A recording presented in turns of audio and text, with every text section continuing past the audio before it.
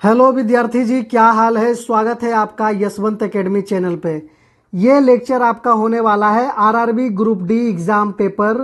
आपका 25 अगस्त का first shift का पेपर आपको जो कंप्यूटर स्क्रीन पे था हू बहू सेम आपको यहाँ दिखाई देगा मेरे भाई। तो चलिए शुरू करते हैं। पहला क्वेश्चन जो आपसे पूछा था, चेस ग्रैंड मास्टर से आपका पहला क्वेश्चन पूछा था। हाल ही में बैंकॉक चेस क्लब ओपन 2026 में अपना अंतिम नॉर्म हासिल करके भारत के 95 ग्रैंड मास्टर कौन बने हैं? Who has recently become India's 95th grand master by achieving his final norms at the Bangkok chess club open 2026। तो ये आपका अरुण्यक घोष जिनको मिला है, 95 ग्रैंड मास्टर बने हैं। ये अरुण्यक घोष पश्चिम बंगाल कोलकाता के रहने वाले हैं। 94वें ग्रैंड मास्टर थे आपका मयंक चक्रवर्ती और 96वां ग्रैंड मास्टर इथेन बॉस है मेरे भाई। तो इसका राइट आंसर हो जाएगा ऑप्शन ए, बिल्कुल राइट आंसर है। क्वेश्चन नंबर दूसरा आपसे लिटरेचर एंड अवार्ड से क्वेश्चन आपको पूछा था। किस प्रसिद्ध मलयालम लेखक ने उपन्यास माया मनुष्य के लिए साहित्य अकादमी पुरस्कार 2025 जीता है? Which famous Malayalam writer won the साहित्य अकादमी अवार्ड 2025 फॉर हिज नॉवेल माया मनुष्य? तो इसके लिए एन प्रभाकरन को मिला है। ऑप्शन ए आपका बिल्कुल राइट आंसर है। एन प्रभाकरन केरल के कुन्नूर के प्रमुख उत्तर आधुनिक लेखक हैं। उन्होंने इससे पहले अपने प्रसिद्ध नाटक पुली जन्म के लिए केरल साहित्य अकादमी पुरस्कार भी जीता था। इस पुरस्कार के तहत एक तांबे का उत्कीर्णित पट्टिका और 1 लाख रुपए की नगद राशि दी जाती है। इक्याई दहाई सैकड़ा हजार 10,000 लाख 10 लाख, यहाँ 1 लाख लिखा, वही ना, जीरो ज़्यादा है। 10 लाख रुपए की नगद राशि प्रदान की जाती है। तो 10 लाख आपका इस पुरस्कार के अंतर्गत दिया जाता है, ये भी आपको ध्यान में रखना है। क्वेश्चन नंबर 3 आपसे पूछा है स्पोर्ट्स वेन्यू, यानी खेल स्थल से आपका टॉपिक था, खेल स्थल, उससे भी क्वेश्चन पूछा है। फेडरेशन कप 2026 का आयोजन बिरसा मुंडा एथलेटिक स्टेडियम में किया गया था। यह स्टेडियम किस शहर में स्थित है? तो आपको पता होना चाहिए, बिरसा मुंडा झारखंड के रहने वाले थे, तो ये स्टेडियम आपका झारखंड के रांची में है। ऑप्शन ए आपका बिल्कुल राइट आंसर है। तो 2026 का राष्ट्रीय federation cup Birsa Munda athletic stadium Jharkhand Ranchi में आयोजित किया गया। फिर पद्म अवार्ड से आपको क्वेश्चन पूछा था। पद्मश्री पुरस्कार 2026 के विजेता बृजलाल भट्ट निम्नलिखित में से किस राज्य या केंद्र शासित प्रदेश से संबंधित हैं? Padmashri award 2026 Brijlal Bhatt belongs to which of the following states या यूटीज? तो ये आपका जम्मू कश्मीर से बिलोंग करते हैं और जम्मू कश्मीर आपका यूनियन टेरेटरीज है। उन्होंने समाज सेवा के क्षेत्र में पद्मश्री से सम्मानित उनको किया गया है। कश्मीर में सांप्रदायिक सौहार्द, सामुदायिक विकास और बंजर भूमि पर सेब व अखरोट के बाग विकसित किए जाने के लिए इनको इस योगदान के लिए पद्मश्री अवार्ड 2026 मिला है। नाम इनका है बृजलाल भट्ट, याद रखिएगा आपका। अगला क्वेश्चन आपसे पूछा है फोर्ट्स है, स्पोर्ट्स नहीं, फोर्ट्स आपका हेरिटेज, दुर्ग और धरोहर से आपका क्वेश्चन आया है। कह रहा है कुंभलगढ़ किस राज्य में स्थित है? In which state is the Kumbhalgarh fort located? तो ये आपका कुंभलगढ़ राजस्थान में है। राजस्थान में है। इसकी बाहरी दीवार 36 किलोमीटर लंबी है, जो चीन की महान दीवार के बाद दुनिया की दूसरी सबसे लंबी निरंतर दीवार है। मतलब लंबा दीवार 36 किलोमीटर है। ऑप्शन बी आपका बिल्कुल राइट आंसर है। यह महान योद्धा महाराणा प्रताप की जन्मभूमि है कुंभलगढ़ आपका। इसे वर्ष 2013 में यूनेस्को विश्व धरोहर स्थल भी घोषित किया गया है। तो आपका दुर्ग और धरोहर से भी क्वेश्चन पूछा है। फिर गवर्नेंस इनिशिएटिव से आया है, शासन व योजनाएं से आया है गवर्नेंस इनिशिएटिव। पंचायती राज मंत्रालय और राष्ट्रीय आपदा प्रबंधन प्राधिकरण एनडीएमए की संयुक्त पहल आपदा प्रबंधन योजना का प्राथमिक उद्देश्य क्या है? What is the primary objective of the joint initiative disaster management plan by the Ministry of Panchayati Raj and NDMA?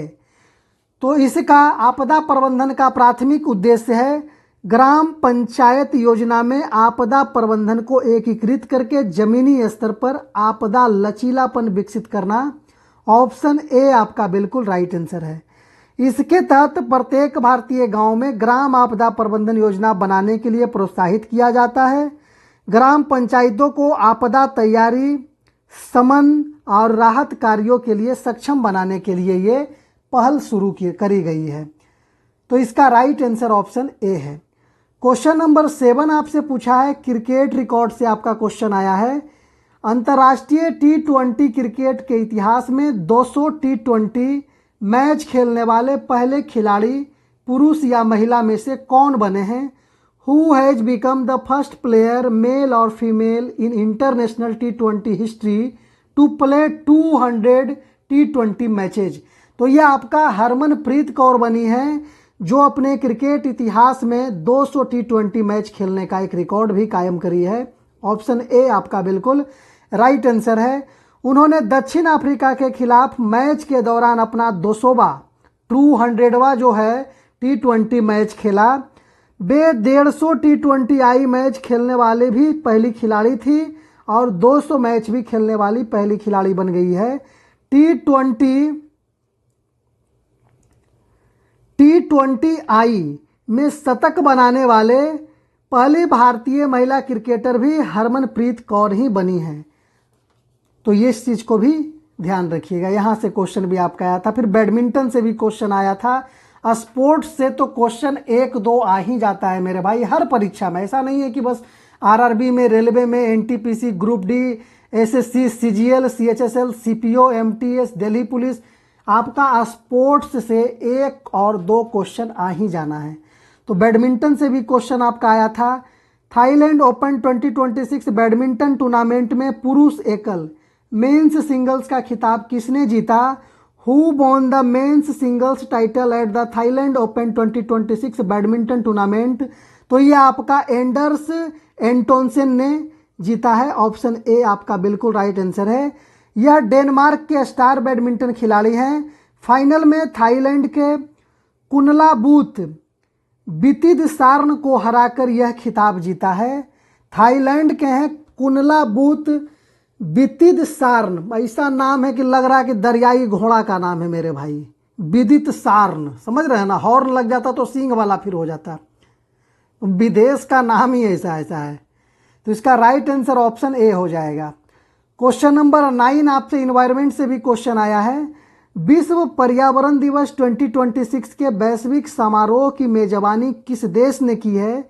Which country hosted the global celebrations of world environment day 2026? तो ये आपका मेजबानी करा है अजरबैजान।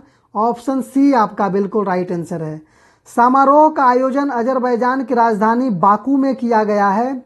2026 की theme है inspired by nature for climate for our future, यानी प्रकृति से प्रेरित जलवायु के लिए, हमारे भविष्य के लिए। और यह कार्यक्रम संयुक्त पर्यावरण कार्यक्रम द्वारा संचालित किया जाता है जिसे यूनेप भी बोलते हैं। तो इसको याद रखना है। क्वेश्चन नंबर 10 आपका फिजिक्स न्यूमेरिकल से आया था। एक घोड़ा 500 केजी की बैलगाड़ी को समतल सड़क पर खींच रहा है। यदि गाड़ी को 100 मीटर की दूरी तक खींचा जाता है और घर्षण बल 200 न्यूटन है तो घोड़े द्वारा किया गया कार्य कितना होगा? A horse pulls a 500 kg cart on a flat road for 100 meters.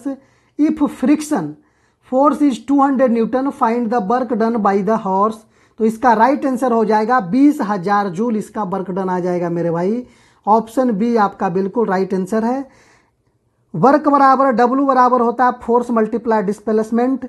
आपको कर देना है दूरी, जो डी डिस्टेंस आपका है दूरी 100 मीटर है, घर्षण बल फ्रिक्शन आपका है 200 मीटर, तो वर्क डन आपका हो जाएगा 200 न्यूटन प्लस 100 मीटर, तो न्यूटन मीटर मिलकर ये आपका जूल बन जाता है 20,000 जूल आपका बिल्कुल राइट आंसर है। क्वेश्चन नंबर 11 आपसे पूछा है, डिफेंस से पूछा है, रक्षा सम्मेलन से। वर्ष 2026 में रक्षा त्रिवेणी संगम थीम के तहत 3 दिवसीय नॉर्थ टेक संगोष्ठी 2026 कहाँ आयोजित की गई?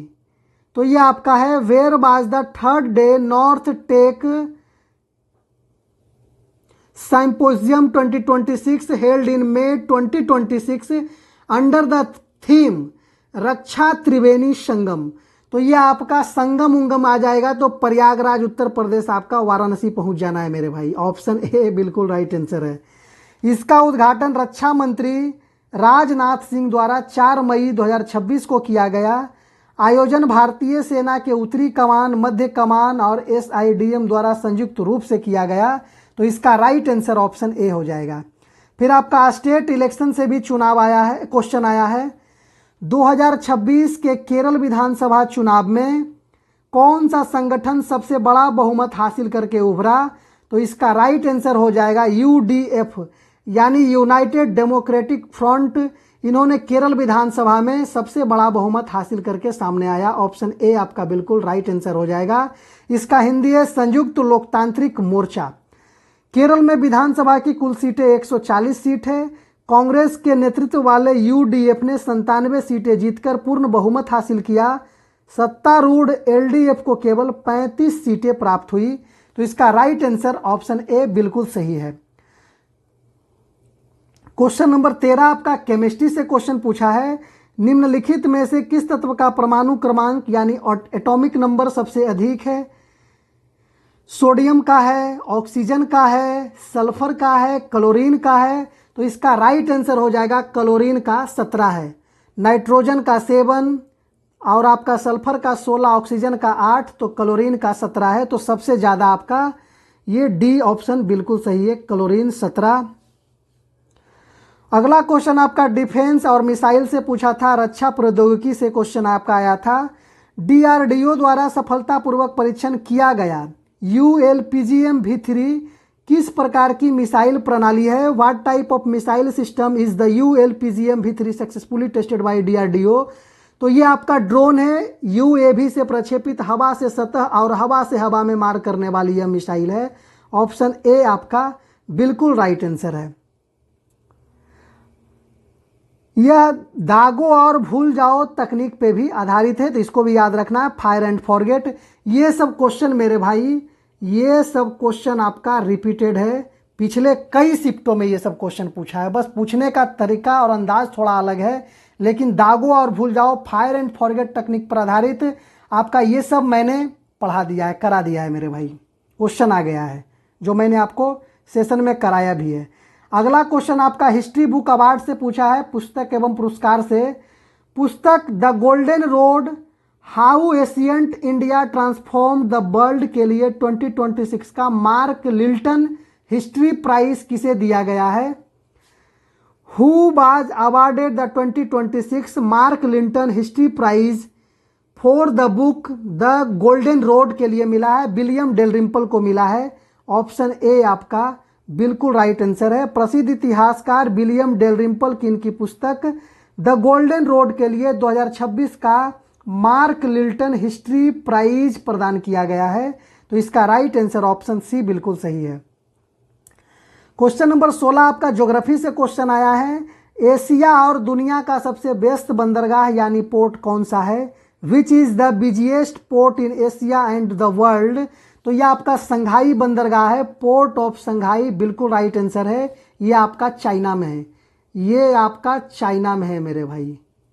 चलिए, कंटेनर वॉल्यूम के मामले में संघाई चीन दुनिया का सबसे व्यस्त बंदरगाह है, दूसरे स्थान पर सिंगापुर का बंदरगाह आता है। तो 16 का ऑप्शन ए संघाई बंदरगाह है, चाइना वाला। अगला क्वेश्चन आपसे पूछा है क्वेश्चन नंबर 17 मिलिट्री डिफेंस से पूछा है, सैन्य अभ्यास से। भारत और जापान के बीच द्विपक्षीय अभ्यासों में भाग लेने वाली जापान की थल सेना टुकड़ी आधिकारिक तौर पर किस नाम से जानी जाती है? What is the official name of Japan's land military force that participates in bilateral exercise with India like Dharma guardian? तो इसका राइट आंसर है जापान आत्मरक्षा बल, जापान आत्मरक्षा बल इसका राइट आंसर ए बिल्कुल सही है।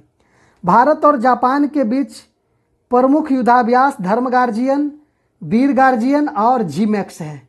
जी मैक्स है मेरे भाई। चलिए अगला क्वेश्चन नंबर 18 आपका बायोलॉजी से क्वेश्चन पूछा है। पौधों में जाइलम उत्तक का मुख्य कार्य क्या है? What is the primary function of xylem tissue in plants? तो ये जल और खनिजों का परिवहन है, transporting of the water and minerals. Option A आपका बिल्कुल राइट आंसर है। इतना बार रिपीट किया गया है मेरे भाई कि मत पूछिए, ये भी रिपीटेड है। जाइलम का काम होता है जड़ों से पानी और खनिजों को पौधे के ऊपरी भागों तक पहुंचाना, और फ्लोएम का काम होता है पत्तियों द्वारा निर्मित भोजन, जिसको ग्लूकोज के रूप में हम लोग जानते हैं, को पौधे के अन्य भागों तक पहुंचाना। इसका काम होता है फ्लोएम का। क्वेश्चन नंबर 19 आपका फिजिक्स से पूछा है। प्राथमिक सेल से प्राइमरी सेल से आपका क्वेश्चन आया है। विद्युत सेल यानी प्राथमिक सेल जो है का मुख्य कार्य क्या होता है? What is the main function of a primary electric cell? तो इसका कार्य होता है रासायनिक ऊर्जा को विद्युत ऊर्जा में बदलना। ऑप्शन ए बिल्कुल राइट आंसर है।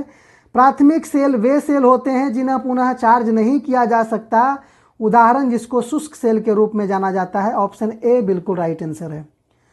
क्वेश्चन नंबर 20 आपसे पूछा है भूमध्य रेखा एवं तापमान। ज्योग्राफी से ही क्वेश्चन है, भूमध्य रेखा और तापमान से। अन्य क्षेत्रों की तुलना में भूमध्य रेखा यानी इक्वेटर पर अधिक गर्मी क्यों पड़ती है? Why is the hotter at the equator compare to other regions? तो क्योंकि भूमध्य रेखा पर सूर्य की किरणें सीधी पड़ती है, इक्वेटर में है मेरे भाई बीचे बीच, तो हमेशा वहाँ सूरज सीधा ही रहेगा, हमेशा वहाँ 12 बजे दिन के जैसा ही धूप लगेगा। तो सूर्य की सीधी लंबवत किरणें पड़ने के कारण इक्वेटर पर अधिक गर्मी पड़ती है। ऑप्शन ए आपका बिल्कुल राइट आंसर है। भूमध्य रेखा पर सूर्य की किरणें कम क्षेत्रफल पर सीधी केंद्रित होती है, जिससे तीव्र ऊष्मा उत्पन्न होती है। ध्रुवों यानी पोल्स पर किरणें तिरछी पड़ती है, जिससे ताप क्या होता है? कम होता है। क्वेश्चन नंबर 21 आपसे पूछा है, वाइल्ड लाइफ एंड एनवायरनमेंट से पूछा है, चीता प्रोजेक्ट से। हाल ही में भारत में चीते किस देश से लाए गए और उन्हें किस राष्ट्रीय उद्यान में छोड़ा गया? तो बोत्सवाना नामीबिया से लाया गया था और कूनो राष्ट्रीय उद्यान जो एमपी में है वहां छोड़ा गया। चीतों को कूनो नेशनल पार्क मध्य प्रदेश में पुनर्स्थापित किया गया है। तो यहां तक क्वेश्चन आपसे पूछा है। ये सब क्वेश्चन हमारे पास